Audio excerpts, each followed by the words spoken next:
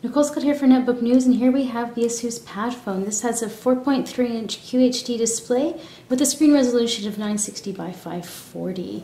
You can see that this is a very thin device at 9.22 millimeters. Here we have a mini HDMI, micro USB, power point from when we put it into the tablet, nothing around the bottom. Around the other side we have two separate buttons for the volume rocker around the top, power button, and an audio jack. The back's got a 8 megapixel cam, LED flash, and a VGA cam around the front. Taking a quick look at the lock screen, we have the option to go to camera or just to unlock. I currently don't have my SIM card in here because I don't want to receive any phone calls while I'm making this video. So I have been running this on Wi-Fi all day, and that's how much battery life I've got left. I'd prefer it if that was a little bit higher, but Wi-Fi is pretty intensive, so yeah, we'll see. I'm reserving judgment on battery life because I haven't actually taken it out for a full day as my dedicated handset yet. So ASUS has set up the home screen here rather nicely. We have a nice weather widget there, mails and time. If you hold this down, you can actually move all this around. So those again are customized widgets. This is their own mail application that syncs to my Gmail. The reason why this is interesting is because this email app actually offers dynamic switching when you put it into the tablet, whereas the Gmail app does not. Let's go straight into some frontline command because this handset is sporting a dual-core S4 processor with the Adreno 225 GPU.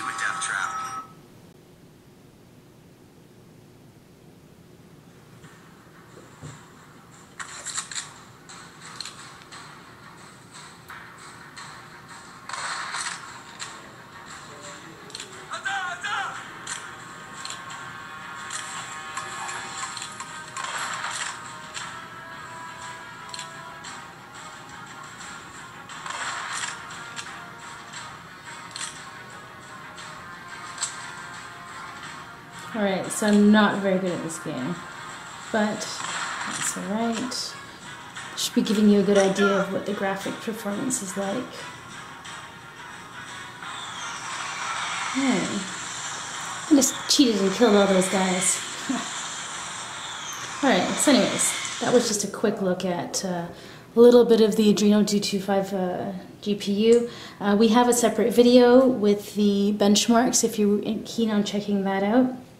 Now let's take a look at some of the apps that come natively. We do have ASUS Web Storage. There is Supernote, which I'm a pretty big fan of. This does offer dynamic switching. If you want to see what apps also offer dynamic switching, we have a separate video on that.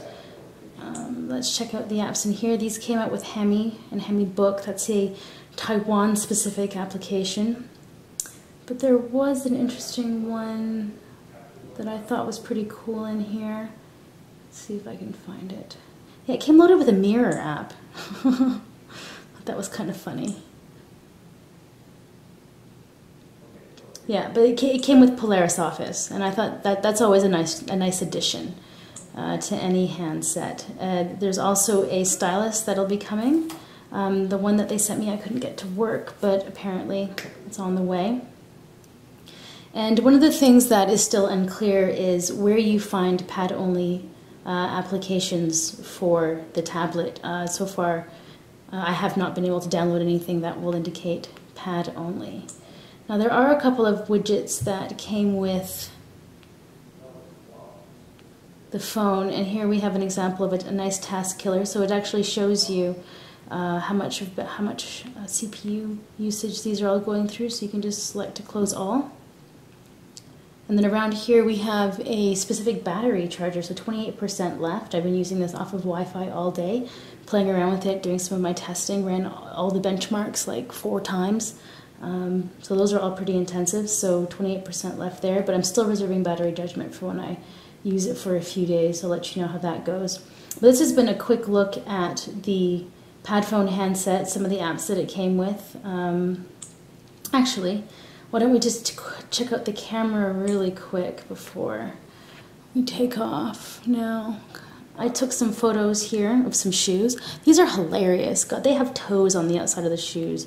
So zoom in on that. Camera's actually, I wish that was clear when you completely zoomed in on it, but so far I'm pretty impressed. Here's a nice little street scene. Let's see, get that to switch there. So there we go. Zoom in on the flowers, that looks pretty good. Some more up there, that starts to blur out.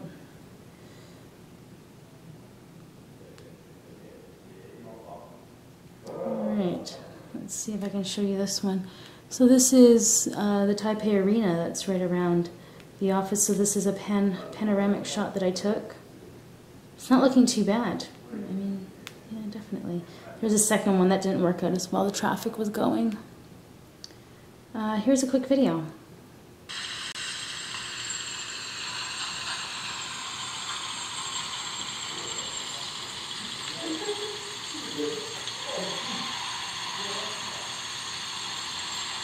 Yeah, so there you can see the Taipei Arena. So quick. Here's a shot of just that guy.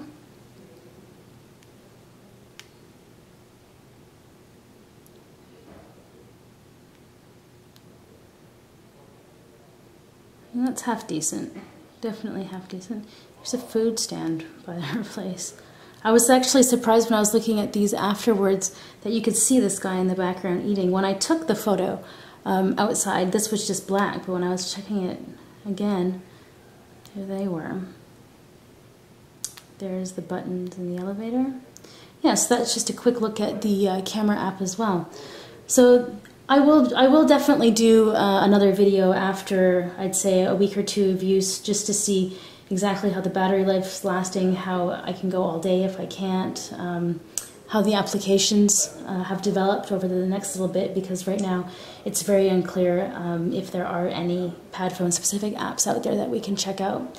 So this has been a walkthrough of the Padfone handset. I'm Nicole Scott for Netbook News. If you're keen on seeing anything else specifically with the Padfone, please let me know in the comments and I'll do my best to accommodate you. Okay, see you guys later.